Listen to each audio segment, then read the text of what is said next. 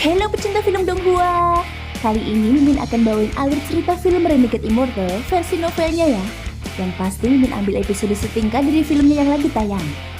Tanpa berlama-lama lagi, yuk langsung masuk ke alur ceritanya. Hello bes, arah lanjutin ke cerita selanjutnya ya. Qian Feng mengenakan jubah hitam dan matanya memancarkan aura jahat. Dia diam-diam menatap Sugusi dengan ekspresi muram. Sedangkan Liu Mei masih cantik. Dia tampak seperti peri dengan jubah sutra berwarna merah muda yang dikenakannya. Saat ini alisnya berkerut rapat, tetapi dia juga tetap diam. Sosok Sugusi mengandung jejak kesepian saat dia berkata, "Negeri susahku tidak dapat menangkis klan abadi terabaikan. Qian Feng, Liu Mei, kalian berdua akan menjalani ujian hidup atau mati hari ini. Apakah kalian berdua hidup atau mati akan bergantung pada keberuntungan kalian." Pada saat ini awan hitam itu mendekat seperti tsunami yang mengamuk. Awan hitam dari timur hanya memiliki satu orang. Seorang pria parubaya yang mengenakan jubah yang tampak seperti seorang sarjana. Dengan satu langkah dia tiba 1000 kaki jauhnya dari Sugusi. "Sugusi, aku leluhur kelima klan abadi terabaikan." Orang lain berjalan keluar dari awan hitam di sebelah barat. Orang ini tampak sangat muda dan seluruh tubuhnya dipenuhi tato, kecuali tatonya yang tidak berwarna hitam melainkan berwarna keemasan. Jika Wang Lin ada di sini, dia pasti mengenali orang ini sekilas. Orang itu berkata perlahan, "Guru muda klan abadi terabaikan memberi salam kepada Sugusi." Sesaat berikutnya 3 orang berjalan keluar dari awan hitam selatan. Ketiganya menutup celah dalam satu langkah dan berhenti 1000 kaki dari Sugusi. 2 dari mereka berada dalam kondisi ilusi. Mereka menatap Sugusi tetapi tidak mengatakan sepatah kata pun. Orang lainnya adalah seorang wanita. Dia sangat cantik dan matanya mengandung sedikit pesona. Dia menatap Sugusi sambil tersenyum dan ia berkata, "Gadis kecil ini adalah leluhur ketiga klan abadi terabaikan, dan keduanya adalah roh leluhur klan saya." Dari awan hitam utara, Yun Kusi melangkah keluar. Dia berbisik ke arah Sugusi, "Kakak senior." Sugusi tiba-tiba berbalik ke arah Yun Kusi.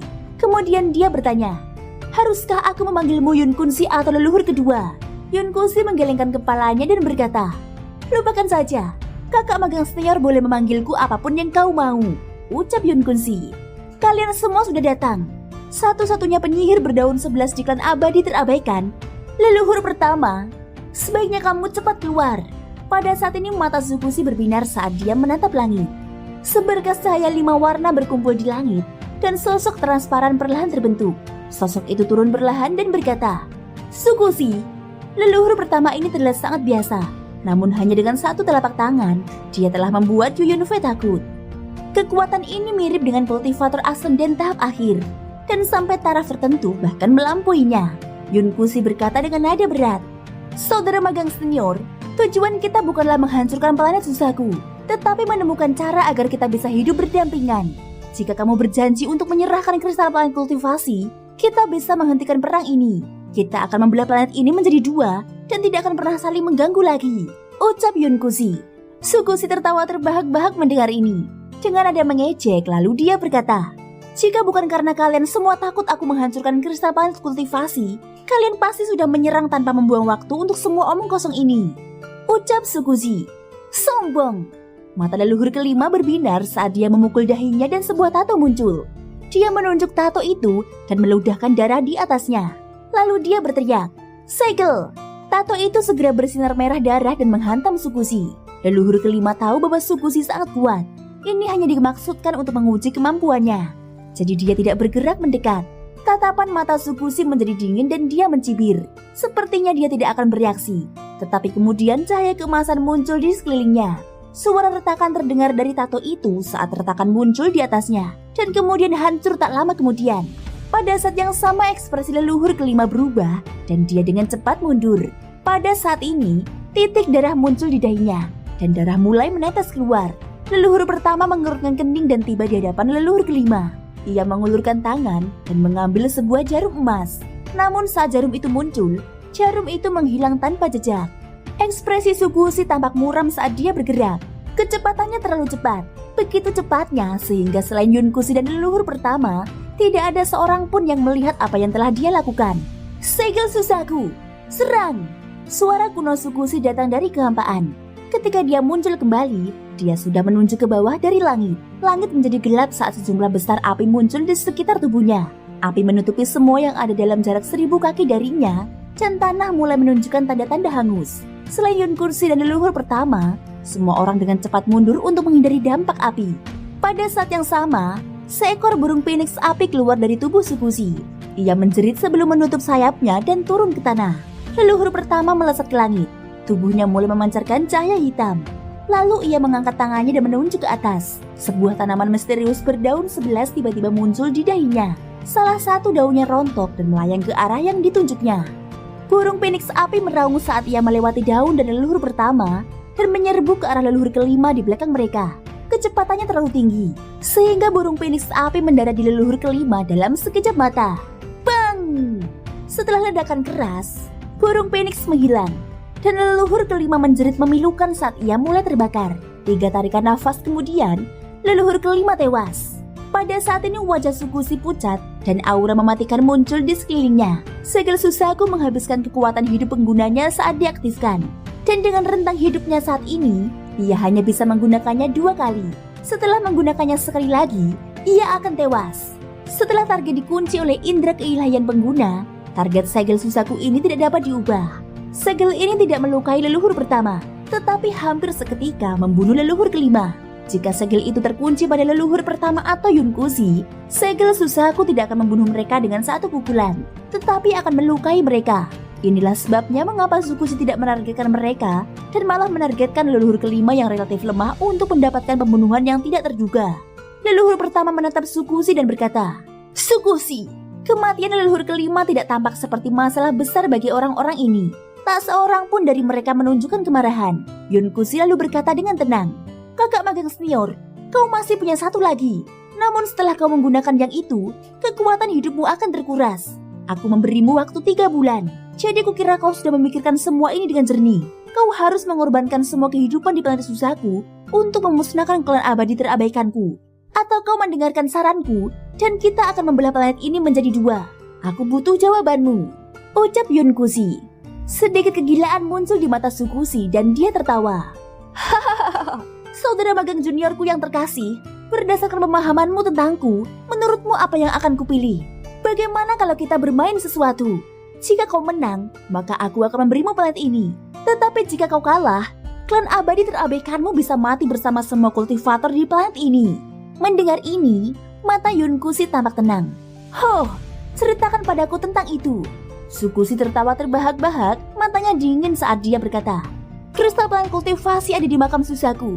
Setiap kultivator transformasi jiwa dapat masuk ke sana sesuka hati. Jika kalian tidak dapat menemukannya tepat waktu, maka aku akan meledakkan kristal planet kultivasi.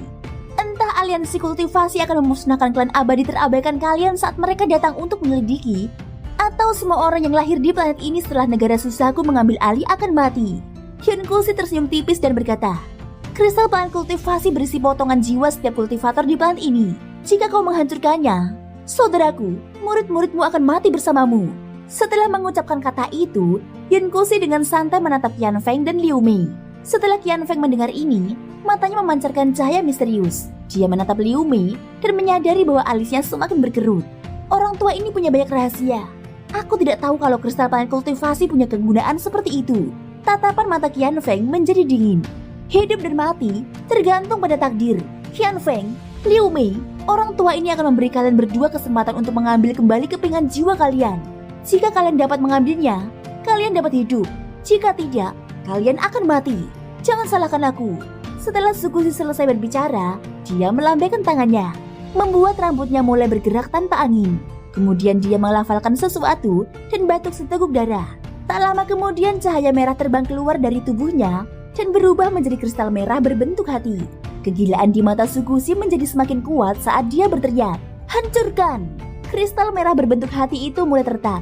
Retakan semakin banyak muncul, seolah-olah akan pecah kapan saja. Dan pada saat ini semua kultivator di planet Susaku, dimanapun mereka berada, bahkan mereka yang telah lama meninggalkan planet ini, semua yang belum berhasil melewati tahap asal dan merasakan hati mereka bergetar. Dari negara Susaku peringkat 6 hingga negara kultivasi peringkat 1, bahkan manusia pun merasakan sakit di hati mereka. Rasa sakit seperti ini berasal dari jiwa, tidak ada yang bisa menahannya. Bahkan kultivator yang ahli dalam jiwa hanya bisa mengurangi rasa sakitnya sedikit. Para kultivator yang melarikan diri, para kultivator yang sedang menyembuhkan diri, Dan para kultivator yang tidak yakin apa yang harus dilakukan dalam situasi ini, semuanya merasakan sakit di jiwa mereka. Mereka merasa akan pingsan jika merasakan sedikit rasa sakit lagi. Jika perasaan ini berlangsung lebih lama, seseorang bisa menjadi gila, dan sedikit rasa sakit lagi bisa membunuh mereka.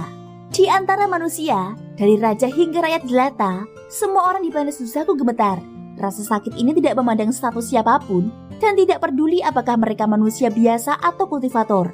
Selama mereka lahir setelah negara Suzaku menguasai planet ini, mereka tidak akan bisa menghindarinya. Semua tanaman, hewan, dan binatang iblis merasakan seolah-olah dunia akan runtuh. Bahkan semua anggota klan abadi terabaikan yang sedang bergegas menuju Gunung Suzaku di benua Suzaku merasakan hal ini. Meskipun yang mereka rasakan jauh lebih lemah, mereka tetap merasa seolah-olah hidup mereka berada di tangan orang lain. Kristal planet kultivasi lebih kuat dari yang diperkirakan siapapun. Bahkan Sugushi merasa seperti akan mati. Pada saat ini, dia tampaknya telah memahami sesuatu. Jadi seperti ini kristal planet kultivasi dari aliansi kultivasi. Pada saat ini para pengejar berhenti mengejar, dan orang-orang yang melarikan diri berhenti berlari. Segala sesuatu di planet itu tampaknya telah berhenti. Udara dipenuhi dengan nafas berat dan ketakutan. Yunkushi juga merasakan sakit ini. Hal itu membuat ekspresinya sedikit berubah. Meskipun dia sudah lama memikirkan hal ini, hatinya masih bergetar. Ekspresi leluhur ketiga berubah lebih parah. Wajahnya sangat muram dan giginya terkatup rapat. Meskipun ekspresi leluhur pertama tetap tenang, hatinya terasa getir. Klan abadi terabaikan seharusnya tidak muncul sepagi ini. Mereka seharusnya mendengarkan Yunkushi dan menyelesaikan masalah ini dengan cara yang lebih lembut. Mempersiapkan Suzaku berikutnya dan diam-diam mengendalikan planet adalah cara terbaik. Namun sekarang sudah terlambat. Di samping Sugushi, ekspresi Qian Feng berubah drastis. Sekarang dia menatap Sugushi dengan marah. Hanya Liu Mei yang merasa tertekan, menatap ke langit dan masih belum mengatakan sepatah kata pun. Kegilaan di mata Sugushi sedikit menghilang. Kini terlihat sedikit kejernihan, namun kejernihan itu segera menghilang dan dia tertawa seperti orang gila. Jantung planet kultivasi belum sepenuhnya hancur. Ia hancur sedikit demi sedikit. Kristal planet kultivasi akan runtuh saat hancur total. Yunkushi, permainannya dimulai sekarang. Mari kita lihat apakah klan abadi terabaikanmu bisa mendapatkan kristal planet kultivasi sebelum hancur. Jika kau bisa mendapatkannya, aku yakin kau punya cara untuk mencegahnya pecah. Pada saat itu, lelaki tua ini akan memberimu planet Suzaku. Namun jika kau tidak bisa mendapatkannya, atau tidak punya cara untuk menghentikannya pecah, maka kalian semua bisa mati bersama lelaki tua ini, ucap Sugushi. Kemudian, dia melambaikan tangannya, dan seluruh gunung Suzaku mulai bergemuruh. Akibat gemuruh yang dahsyat ini, debu berterbangan kemana-mana, dan bumi di bawahnya bergetar. Di bawah gemuruh yang mengguncang langit ini, gunung Suzaku terbelah menjadi dua. Sebuah lorong gelap tiba-tiba terungkap di hadapan semua orang. Aku telah membuka makam Suzaku. Yunkushi, permainan ini dimulai sekarang. Kamu tahu aturan makam Suzaku. Semua kultivator di bawah tahap Ascendant dapat masuk. Sedangkan kultivator Ascendant tidak dapat masuk. Mata Sugushi dipenuhi dengan kegilaan. Leluhur pertama sedang melihat jantung planet kultivasi yang perlahan hancur. Dia hendak menyerang ketika Yunkushi menggelengkan kepalanya dan berbisik. Tidak ada gunanya. Jantung planet kultivasi dan Sugushi telah menyatu menjadi satu untuk waktu yang lama. Dia bahkan tidak perlu mengeluarkannya untuk membuatnya hancur. Dia melakukan semua ini untuk memberi tekanan pada kita dan membuat kita menyaksikan kematian kita datang. Bahkan jika kamu mengambilnya, kita tidak akan memiliki cara untuk menghentikannya agar tidak hancur. Aku yakin bahwa dengan betapa gilanya dia saat ini, dia akan menghancurkan kristal planet kultivasi. Jika 3 bulan yang lalu, dia mungkin tidak akan memberi kita kesempatan untuk memainkan permainan ini, dan secara langsung membuat kristal planet kultivasi meledak. Sekarang setelah dia sempat memikirkannya, dia memberi kita kesempatan langka ini. Sayangnya, jika kalian mendengarkanku, kita tidak akan terjebak dalam dilema seperti ini, ucap Yunkushi. Saat gunung Suzaku terbelah dua, Qian Feng adalah orang pertama yang menyerbu makam Suzaku. Liu Mei merenung sejenak sebelum menghela nafas. Dia adalah orang kedua yang memasuki makam itu. Mata Yunkushi berbinar dan dia melihat sekeliling. Master muda klan abadi terabaikan itu merenung sejenak sebelum melangkah masuk ke dalam makam. Pada saat ini, awan di langit bergejolak saat sejumlah besar anggota klan abadi terabaikan muncul dari dalam awan hitam. Beberapa orang terbang keluar dari awan. Mereka tampak seperti sudah mengetahui masalah ini sebelumnya. Tanpa sepatah kata pun, mereka memasuki makam Suzaku. Salah satu dari mereka adalah lelaki tua bungkuk berdaun 8 yang memburu Wang Lin sebelumnya. Setelah 3 hari, berita tentang pembukaan makam Suzaku menyebar ke seluruh planet. Berita tentang kristal planet kultivasi juga menyebar seperti api. Saat ini hal terpenting bagi semua kultivator adalah pergi ke makam Suzaku untuk mengambil kepingan jiwa mereka sendiri. Semua kultivator dari seluruh planet bergegas menuju negara Suzaku untuk pergi ke makam Suzaku. Namun makam Suzaku memiliki batasan khusus yang ditetapkan oleh kristal planet kultivasi. Jika jumlahnya melebihi jumlah orang tertentu, tidak ada lagi yang bisa masuk. Meskipun banyak orang ingin masuk, jumlah orang yang berhasil masuk sangat sedikit. Sewutai adalah salah satu orang yang masuk, dan bersamanya ada wanita yang selalu mengenakan cadar, Sikin. Pada hari keempat, Wang Lin dan Situnan tiba di Gunung Suzaku. Sugusi telah menghilang, hanya meninggalkan kristal planet kultivasi yang perlahan-lahan hancur. Hyungusi dan rombongan juga tidak ada di sana. Tidak seorang pun tahu kemana mereka pergi. Sejumlah besar kultivator dan anggota klan abadi terabaikan sedang duduk di sekitar Gunung Suzaku sambil melihat ke arah pintu masuk makam. Saat ini tidak ada satupun dari mereka yang tertarik untuk bertarung satu sama lain. Wang Lin memandangi lorong di kaki Gunung Suzaku dan perlahan berjalan mendekat. Sebagian besar kultivator di planet ini berkumpul di negara Suzaku saat ini, dan mereka semua memiliki satu tujuan, memasuki makam Suzaku untuk mengambil bagian jiwa mereka. Batas makam Suzaku membuat banyak kultivator kuat berkumpul di sini. Meskipun sebagian besar dari mereka adalah kultivator formasi jiwa, ada juga 16 kultivator transformasi jiwa. Ke-16 dari mereka mengepung dan sepenuhnya memblokir pintu masuk. Satu-satunya cara untuk masuk sekarang adalah menunggu orang-orang di dalamnya tewas. Jika satu orang tewas, satu orang lagi bisa masuk. Di antara 16 kultivator transformasi jiwa, hanya satu di antara mereka yang berada pada tahap akhir. 3 di antaranya berada pada tahap pertengahan, dan sisanya berada pada tahap awal. Pada saat ini sosok Wang Lin mendekat dari kejauhan. Dia mengenakan jubah putih yang membuatnya tampak sangat tenang. Sepanjang perjalanan, Situnan telah menceritakan kepadanya semua hal tentang makam Suzaku secara terperinci. Namun Wang Lin tidak terlalu yakin dengan perjalanan ini. Makam Suzaku tampak beberapa kali lebih berbahaya dari yang ia duga sebelumnya. Situnan memberiku sebuah batu giok yang memungkinkanku meninggalkan makam Suzaku. Jadi aku seharusnya hanya punya masalah jika aku tidak berhasil mencapai kristal planet kultivasi dan mengambil kepingan jiwaku dari dalamnya. Meskipun Situnan punya cara agar aku tidak mati, bukan hanya itu sangat sulit, tetapi jiwaku akan kehilangan satu kepingan. Ini akan mempengaruhi kultivasiku di masa depan. Gumam Wang Lin. Sosok Wang Lin perlahan mendekat. Para kultivator di sekitar Gunung Suzaku saling mengobrol, berkultivasi dalam diam, atau memikirkan hal lain. Begitu Wang Lin tiba, beberapa kultivator mendongak untuk melihatnya. Mata mereka berbinar, lalu mereka segera menundukkan kepala dan memberi jalan. Ada banyak kultivator di sekitar, tetapi setiap kali mereka melihat Wang Lin, ekspresi mereka akan sedikit berubah dan mereka akan menyingkir. Ketika Wang Lin berjalan melewati para kultivator satu persatu, seketika sebuah suara yang sangat arogan terdengar dari depan. Berhenti! Saat suara itu terdengar, para kultivator berhamburan sementara Wang Lin terus bergerak. 1000 kaki jauhnya dari Gunung Suzaku, duduk 5 kultivator. Tidak ada kultivator yang berani mendekati mereka dalam jarak 100 kaki. Di antara kelima orang itu, ada 3 laki-laki dan 2 perempuan, dan usia mereka sangat bervariasi. Ada 2 perempuan muda, 2 laki-laki muda, dan seorang laki-laki tua. Kelima orang itu semuanya berada di puncak tahap akhir pembentukan jiwa. Orang tua itu bahkan memiliki seutas energi spiritual surgawi di dalam tubuhnya. Dia jelas siap untuk memurnikan tubuhnya dan mencapai tahap transformasi jiwa. Dan orang yang berteriak itu adalah seorang pemuda yang duduk di sebelah lelaki tua itu. Pemuda ini sangat tampan dan penuh dengan jiwa yang mulia. Tetapi jika diperhatikan dengan seksama, akan terlihat maksud tersembunyi di matanya. Orang normal tidak akan bisa melihat ini. Tetapi Wang Lin, meskipun dia masih terlihat seperti seorang pemuda karena embun dari manik-manik yang menentang surga, adalah seorang monster tua yang telah berkultivasi selama ratusan tahun. Dia mampu melihat orang itu sekilas. Sambil menatap pemuda itu dengan tenang, Wang Lin terus berjalan maju tanpa berhenti sedikit pun. Mata pemuda itu dipenuhi dengan kehati-hatian saat dia berjalan mendekat dan berteriak, "Rekan kultivator, jangan melanggar aturan. Guruku sudah ada di sini lebih dulu. Begitu para senior transformasi jiwa itu masuk, itu akan menjadi giliran kita. Karena kamu datang terlambat, kamu seharusnya ada di belakang." Tatapan mata Wang Lin tertuju pada lelaki tua dengan sedikit energi spiritual surgawi di tubuhnya. Lelaki tua itu mengenakan jubah hitam dan tampak seperti tengkorak.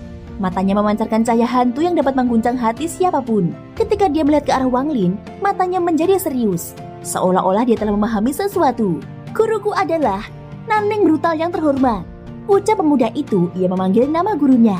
Mata lelaki tua itu berbinar dan dia berteriak, "Diam!" Sementara lelaki muda itu masih terkejut, lelaki tua itu berdiri. Dia dengan hormat menggenggam tangannya ke arah Wang Lin dan ia berkata, "Nanming yang kejam menyapa senior. Muridku sudah bersikap tidak sopan. Aku harap senior bisa memaafkannya."